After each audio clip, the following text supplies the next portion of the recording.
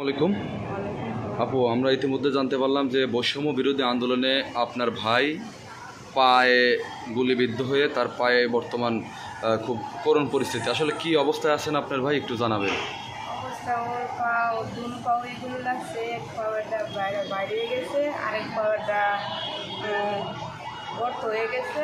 একটু জোরে বলেন। হ্যাঁ, একটু জোরে বলেন। রক্ত নালি ছিঁড়ে গেছে আর কি। আর পাওটাও অবশ, তার পাওটা নিয়ে চলতে পারে না আর কি। এখনও তার পাওটা অবশ্যই আছে, কিন্তু আগামীকালকে ওর অপারেশন করবে, তারপরে দেখা যাবে যে ওর পাওটা টিকবো না টিকবো না। এখন আপনার ভাই কোথা থেকে গুলিবিদ্ধ হয়েছেন? মাওনা থেকে, গাজীপুর মাওনা। গাজীপুর মাওনা থেকে। আপনার ভাই কি লেখাপড়া করতেন?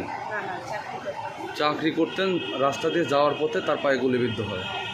আসলে এই যে ছাত্রর সাথে আন্দোলনে যোগ দিয়েছিলেন। নিয়ে গেছে। আচ্ছা আচ্ছা। নিয়ে গেছে। ওনার বয়স কত হবে মেবি? মেয়ের বয়স তো 40 হবে না, আর ভুল করে 40 দিয়ে দিচ্ছে। বয়স আরও কম হবে, এটা 35 হবে। আচ্ছা, ওনার নাম কি? মুশারফ, মোশাররফ। মোহাম্মদ মুশারফ। আচ্ছা, এখন কি পরিস্থিতি আছে বর্তমানে, মানে ডাক্তার কি বলছেন? ডাক্তার বলে নাই, বলছে যে একবার হয়তো একজনে বলছে যে বড় ইনজুরি হয়েছে, ওই রক্তনালী ছিঁড়ে গেছে যখন, তার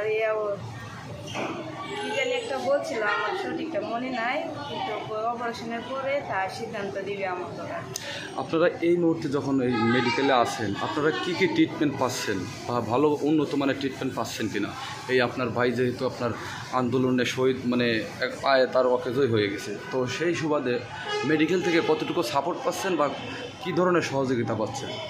আমরা যখন গুলিবিদ্ধ হয়েছিল তখন ময়মনসিংহ নিয়ে গেছে, ময়মনসিংহ থেকে তারপরে আমাদের দেশের বাড়ি গরিপুর মেডিকেলে ভর্তি আছিলাম। তখন আমাদের থেকে টাকা পয়সা খরচা হয়েছে, তখন যখন ঢাকা মেডিকেল নিয়ে আসছি তখন থেকে ফ্রিতে চলতে আসে।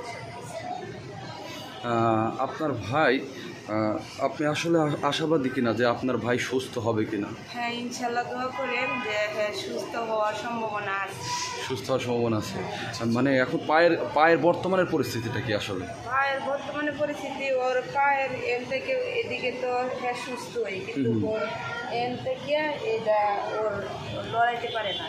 আচ্ছা, আরেকটা বিষয় আপনার থেকে জানতে চাইবো, সেটা হচ্ছে যেহেতু উনি বৈষম্য বিরোধী আন্দোলনে যোগ দেওয়ার কারণে পায়ে গুলিবিদ্ধ হয়েছেন, সেই সুবাদে বৈষম্য বিরোধী আন্দোলনের যারা সমন্বয়ক রয়েছেন তারা কি এসেছেন কিনা আপনার ভাইকে দেখার জন্য? জি জি, আসছে। আসছে, মানে সার্বক্ষণিক কি আপনার ভাইকে খোঁজ খবর নিচ্ছেন কিনা? হ্যাঁ হ্যাঁ, নিচ্ছেন।